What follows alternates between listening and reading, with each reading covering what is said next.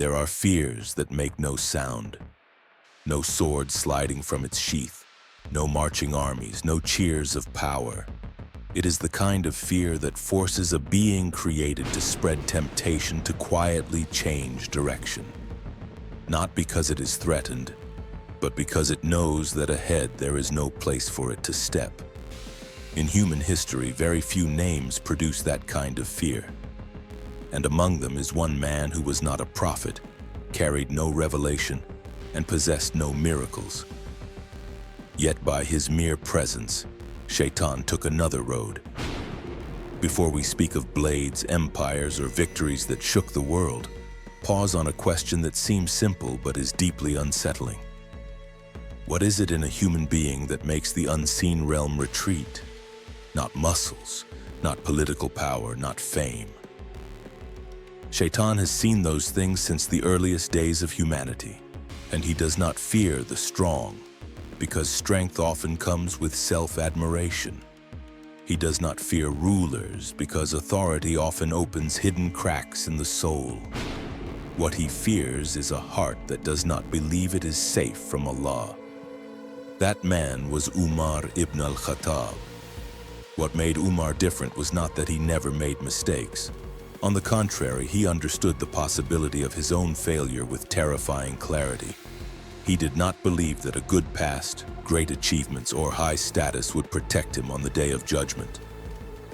That awareness created immense inner pressure. A man who constantly asked himself, if Allah called my name today, would I stand firm? For Shaytan, that is a nightmare, because he can only strike those who believe they have become safe enough to relax. Before the light of faith reached him, Umar was once the symbol of another order, an order built on tribal honor, strength, and the law of the one above. He was not a chaotic man. He believed he was keeping society from collapsing. Islam, in his eyes at that time, was not merely a religious call. It was a threat, a crack that could bring down the entire structure he believed was the foundation of life. And so Umar opposed it with all his power and all his conviction. But history rarely turns through weak people. Allah did not choose Umar because he was gentle. Allah chose him because he was firm enough that when he broke, the sound of that break echoed across an era. Umar's ego was not persuaded. It was shattered. And in that moment, something strange happened. Strength did not disappear, it changed ownership. And the fire that once burned for the old order began to burn for a higher truth. This is not the story of a bad man becoming a good man. This is the story of a strong man forced to face a reality. Every form of power is meaningless unless it stands before Allah with total humility. And from that place, a new kind of strength was born. A strength that does not need display. A strength that makes even unseen forces step aside. Welcome to Prophetic History Explained. If you feel unease, a curiosity you cannot name, or a quiet pressure in your chest, that is intentional. Because this story is not told to make you comfortable. It is told to make you ask, if Shaytan could avoid the path of one human being, what did that human being carry within him? And if you think this is only legend embroidered by history, stay. And because what Umar ibn Al-Khattab left behind was not merely victories or expanding borders. It was a question still echoing today. What is real power, and why can fear of Allah make the entire world change direction? Before we go deeper into that journey, subscribe to Prophetic History Explained and turn on notifications. Your support is the reason we can keep bringing stories that do not only retell history but stare straight into the human heart, today and long after. Before the name Umar ibn Al-Khattab became the symbol of justice and the fear of Shaytan, he stood in a very different place. Not in darkness, but at the center of influence. Not as a lost man, but as someone convinced he was protecting the rightful order of society.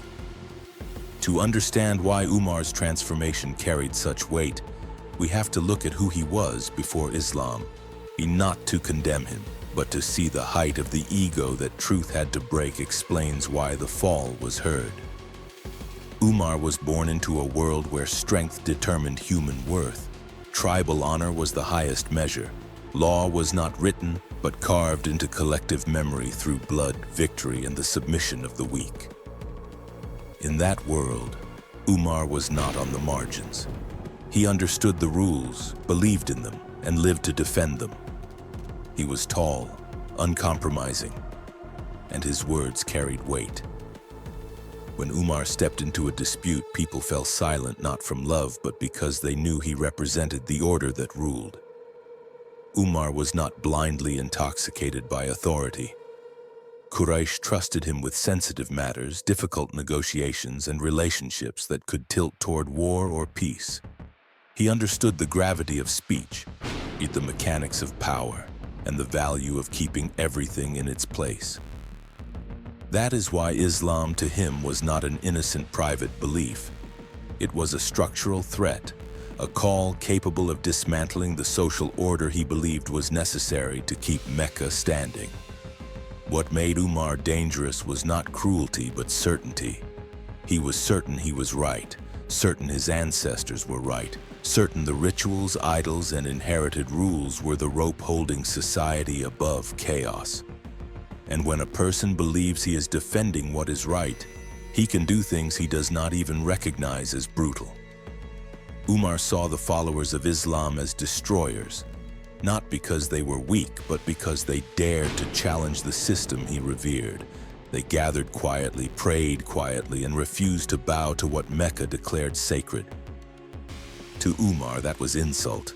Not only to the gods of the ancestors, but to the entire structure of honor society was built upon. And so he opposed them with the mindset of a man convinced he was doing what must be done. Yet beneath that hardness was a hidden contradiction. Umar was not ignorant. He watched closely. He saw the steadfastness of people tortured, yet refusing to abandon their faith. He saw them lose wealth, status, even family, yet hold on to something he could not name. It angered him, but it also unsettled him because deep down Umar knew that strength built on fear is never lasting. Islam did not only challenge Umar's outer authority, it touched the question he tried to avoid. If this order collapses, what replaces it? And if those seemingly weak people can stand firm before pain, then where is the strength he is so proud of? Umar did not allow himself to follow those thoughts to the end. Instead, he tightened his position because for men like him, doubt feels like defeat. Here, the choice of Allah becomes clear. Umar was not easy to shape. He was not a soft heart to be soothed by promises or emotion. He was the stone of Mecca, the embodiment of the old order. And when Allah wills to break a false order, He does not convince the stone to become soft. He cracks it. Umar's life before Islam was not a dark chapter to erase. It was the foundation for everything that came after. Only a man who stood high in the old world could shake that world when he turned. Umar did not enter Islam as someone seeking comfort. He entered it as a man forced to admit that there is a truth greater than everything he ever defended. And from there, Umar's story begins to bend toward a path no one in Mecca could have imagined. There are moments in a human life that are not loud, no thunder, no dramatic announcement. Yet when they happen, an inner order collapses in silence. That moment came to Umar ibn Al-Khattab not on a battlefield, and not before a crowd. It came in a narrow space where he could not command, could not impose, and could not end the matter with force. A place where, for the first time, Umar was forced to stand exposed before himself. Umar approached that house with anger that had been fed for months. Not impulsive anger, but the anger of a man who believed he was about to do what was necessary. In his mind, everything was arranged. A threat must be extinguished, a crack must be sealed, a challenge must be ended. What he did not foresee was that this time, what stood before him was not an enemy to defeat, but a mirror reflecting the truth he had avoided for too long. When the door opened, Umar did not meet cowardice. He met stillness. Not the stillness of fear, but the stillness of people who had chosen to stand, even knowing the price. That stillness made him lose control. Then the blow happened. Not because Umar was more savage than before, but because he was desperate to hold on to control that was slipping out of his hands. The blood at the corner of his sister's mouth was not the reminder of surrender. It was a declaration without words.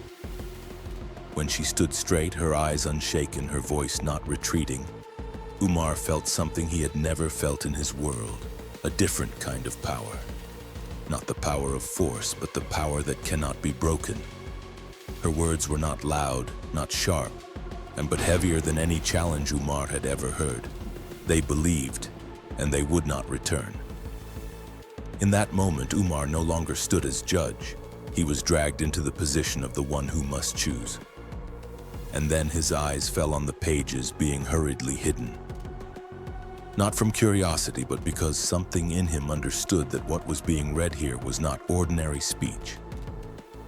It was strong enough to make the weak stand upright before him. And that made Umar afraid.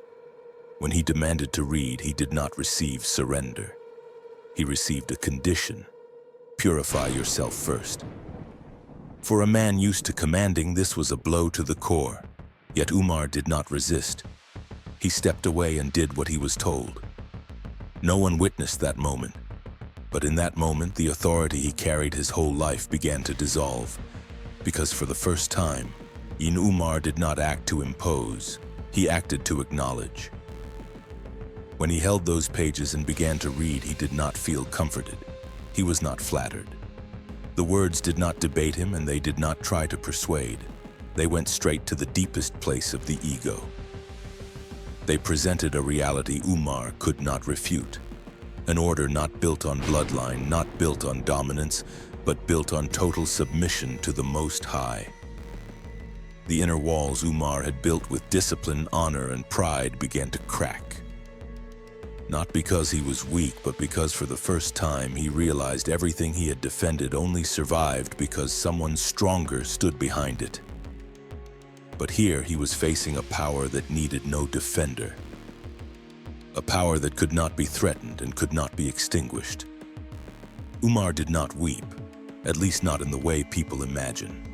His collapse was quiet, like a fortress falling inward. The ego that once held him steady in Mecca no longer had ground to stand on.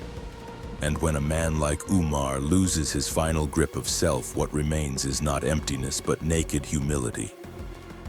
He stood up, no longer the man who came to end a movement, but the man whose old life had just been ended. The sword was still there, but its purpose had died. In that instant, Umar understood he had not found faith. Faith had found him by shattering everything that stood in the way. When Umar decided to seek Muhammad, it was not a moment of victory. It was a moment of surrender. Not surrender to a human being, but to truth.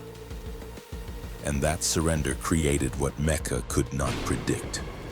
The man who was the symbol of the old order disappeared. In his place, a new man stepped into the light, in carrying the old strength, but no longer belonging to the old ego. From that moment on, history could no longer follow its familiar path, and Umar, once standing against truth, became living proof of a reality that cannot be denied. Only when the ego collapses completely does a human being truly begin. Umar's change did not end the moment he walked out of that small house with a broken inner world. What shook all of Mecca was what came next. Because when a man like Umar changes direction, the change never stays inside. It spreads into society. It shifts fears that had remained fixed for too long. Umar did not accept Islam in silence. He did not choose secrecy to protect himself. He stepped into the open, carrying everything he once was, but placing it under a new authority. When he declared faith, what people felt was not weakness, but a decisiveness that made the city freeze. The mockers stopped laughing. the intimidators stepped back. No one commanded them to do it. Fear changed sides on its own. For years, believers lived in the shadows, not because they doubted what they believed, but because the cost of being public was too high. They knew who held power, who could punish, who could strip them of everything. But when Umar stood with them, something unprecedented happened. For the first time, power no longer belonged entirely to those who opposed, not because Umar used force to shield them, but because his presence destroyed the illusion that Islam belonged only to the weak. From that moment, Umar was not merely a convert. He became a pillar, not an emotional pillar, but a social one.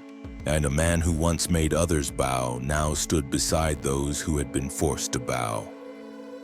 And that reversal shook the foundation of the old order more than any public confrontation. When Umar later carried leadership, the difference became even clearer. He did not rule with the glow of conquest. He ruled with fear of accountability. For Umar, power was not privilege. It was a burden to be carried before Allah. He did not see a throne. He saw the day of judgment. And that vision shaped everything about how he led. Justice under Umar was not cold law. It appeared in decisions that stunned people. No bloodline received special favor. No status received immunity. When a stranger came to him with a complaint, Umar did not ask what tribe he belonged to. And he did not ask who his father was. He asked only what happened and who was wrong. For Umar, power was not a shield for the strong. It was a blade against arrogance. Even his words about freedom were not slogans. They came from a deep recognition. If people are born free, no earthly authority has the right to turn them into tools. That is why Umar's justice did not make the weak feel granted mercy. It made them stand upright. And those who were accustomed to standing above others were forced for the first time to look down and see the emptiness of power not permitted by Allah. What made Umar distinct was not that he never erred, but that he never allowed himself to forget that every decision would be questioned again. When lands expanded and victories followed victories, Umar did not see glory. He imagined a road where an animal could stumble, and he feared being asked why he did not fix the path. For him, expanding authority never reduced responsibility. It multiplied it. At night, when the city grew quiet, Umar did not sleep inside the comfort of triumph. He walked out, not to be seen, but to listen. To listen to the breathing of poor homes, to listen to the silence of people too afraid to speak. Because he knew justice is not only found in large cases brought into the light, it is also found in pain no one dares to report. Under Umar, people did not fear him because of punishment. They feared him because they knew there was nowhere to hide from truth. And because of that, the weak found safety, not because they were given special protection, but because they knew law did not wear two faces. This reversal of fear was not the victory of one man. It was the arrival of a new kind of power. A power that does not need violence to stay standing, because it is held upright by the awareness that Allah is watching. Umar did not make the world perfect, but he did something far harder. He forced power to bow before justice, and from that moment, history could not return to what it was. There are people who shake history in daylight, yet at night face a deeper fear than any enemy. For Umar ibn Al-Khattab, when the light withdrew from the city and roads fell into silence, power did not follow him into the dark. Only responsibility did. Only the question that kept returning in his heart. If Allah called my name right now, have I done enough? Umar did not fear people. He had stood before angry crowds and decisions that could shake entire lands. But alone, he feared something else. He feared missing a cry he never heard. He feared a hunger he never touched. He feared a small injustice in judgment becoming a weight carried forever on the day of judgment. That fear did not paralyze him. It kept him awake, and that wakefulness is what held him upright. In long nights, Umar left his home without guards and without display. He went out to listen to the city breathe, to make sure small houses were not forgotten beneath the shadow of distant victories. For Umar, victory was not the widening of borders. It was that no living soul would be crushed by the carelessness of power.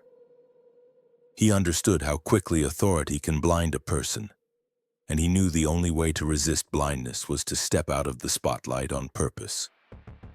When he returned, he stood before Allah like a man waiting for judgment. No excuses, no speeches of achievement.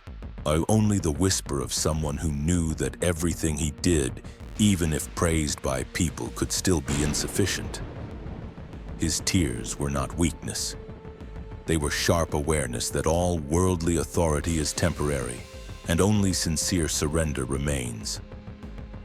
Then that morning came, ordinary enough that no one imagined it would be the last. While the city was still half asleep, Umar walked to the place most familiar to him. Not a palace, but the house of Allah. No warning, no fear in his eyes, only the calm of a man who lived every day knowing death is not an interruption but an appointment. When the call to prayer rose, Umar stood in the row like everyone else. In that moment, he was not ruler, not symbol. He was only a servant before the Creator. And there, as words of glorifying Allah began, the blade came, not on a battlefield, not amid shouting, but inside the stillness of prayer. The strike brought his body down, but it did not collapse what he represented. Blood soaked the prayer space, yet the prayer did not break. Even at the edge of life, Umar did not grab chaos. He grabbed what he knew best, the order of standing before Allah. He urged those around him to continue praying, as if the world could wait, but standing before Allah could not. When he was carried back, Umar did not ask about the attacker first. He asked whether others were safe and whether the prayer had been completed. Those questions were not staged nobility. They were the natural reflex of a man trained for a lifetime to live for something greater than himself. In his final breaths, Umar did not seek the mercy of people. He sought the forgiveness of Allah, and with the same fear and hope that had followed him for years. Umar's death does not read like tragedy in the usual sense. It feels like the end of a straight line that always pointed toward one destination. The man who made empires cautious left the world in the posture of a servant. No crown, no medals, only complete surrender. And that is why his legacy was not buried with his body. Time may blur maps and borders once drawn under Umar's era, but one image does not fade. A man who understood that true strength is not making others tremble, but trembling before Allah. Umar did not conquer the world by humiliating it.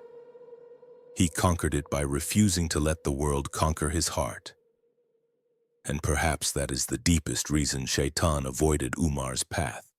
Not because Umar could not be defeated, but because Umar never forgot that before Allah, every road leads back to humility. The lesson for us today is not to try to become another Umar. That is impossible. The lesson is to ask ourselves, in whatever role we carry, small or large, do we treat responsibility as a burden before Allah or as a privilege for the ego? When we decide, do we fear losing our image before people, or do we fear being questioned before the Creator? And in moments no one sees, where is our heart truly aimed? Applying Umar's lesson does not require ruling or leading a great community. It begins with small things. Honesty when no one checks. Fairness when no one forces it. Self-accountability before pointing at others. In those places, a person begins to build an inner world that shaytan finds difficult to enter. If you feel the weight of this story, and if you want to keep exploring the deep journeys of Islamic history and the moral and spiritual lessons still alive today, join the Prophetic History Explained community. There, we do not explore stories only to know them, but to reflect ourselves through them. And if these videos bring value to you, subscribe to Prophetic History Explained and turn on notifications. Your support is the reason we can keep producing content that is thoughtful, deep, and honest, so the stories of the past can remain alive, guiding the present and the future.